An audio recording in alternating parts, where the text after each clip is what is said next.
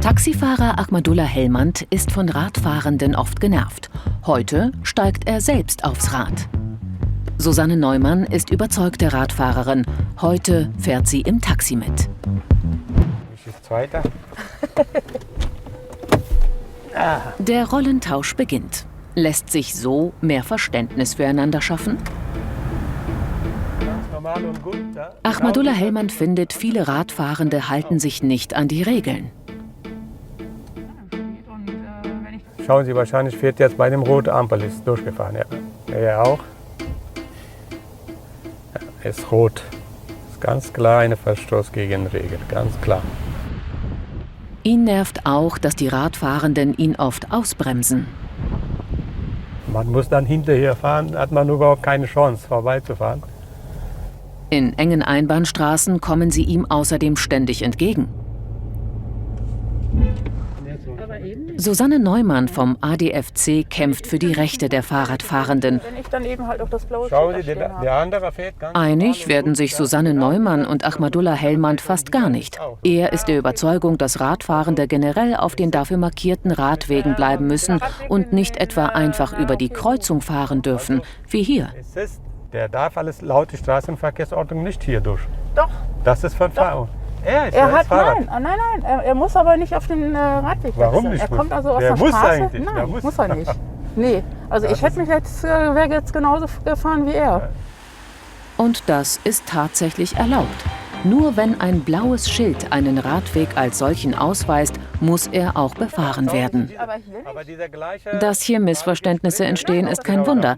Denn neben Radwegen gibt es auch sogenannte Radstreifen und Schutzstreifen, so wie hier, die ganz ähnlich aussehen, aber nicht benutzungspflichtig sind. Auf die Straße doch. Rollentausch. Ich bin mir gespannt jetzt, was auf uns zukommt. Und dann schauen wir mal. Genau, ich auch. Schon nach kurzer Zeit die erste brenzlige Situation. Das war knapp. Doch der Transporter fährt gnadenlos weiter zurück. Rücksichtslos. Als nächstes Radeln gegen die Einbahnstraße. Wenn wir Einbahn gegen Stück fahren.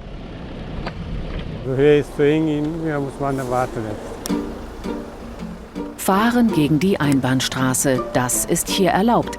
Aber Ahmadullah Helmand ist es viel zu eng.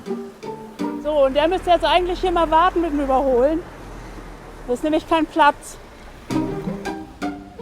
Genau. Autos dürfen innerorts nur mit einem seitlichen Mindestabstand von 1,50 Meter überholen. Mit weniger Abstand ist es verboten. Außerorts sind es sogar 2 Meter. Wenn das nicht geht, müssen die Autos hinterherfahren, bis Überholen möglich ist.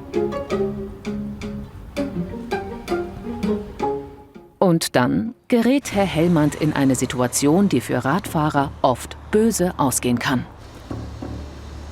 Wunderbar, und hier hätten wir eine klassische Doring-Situation. Ja, hier ist der Tür auf und dann kann man einfach auffahren. Einfach nur mal ein bisschen weiter aufmachen und der Radfahrer, der klebt dagegen. Doring heißt es, wenn plötzlich die Autotür aufgeht. Wenn dann ein Unfall passiert, sind die Autofahrenden schuld. Denn der Schulterblick ist Pflicht. Beim Ein- und Aussteigen müssen sich Autofahrende vergewissern, dass dabei niemand gefährdet wird. Das Experiment ist zu Ende. Gibt es jetzt mehr Verständnis füreinander? Ja, ich habe auch jetzt von der anderen Seite auch erlebt, als Radfahrer. Und da sind auch manche Autofahrer, die haben überhaupt keinen Platz gemacht.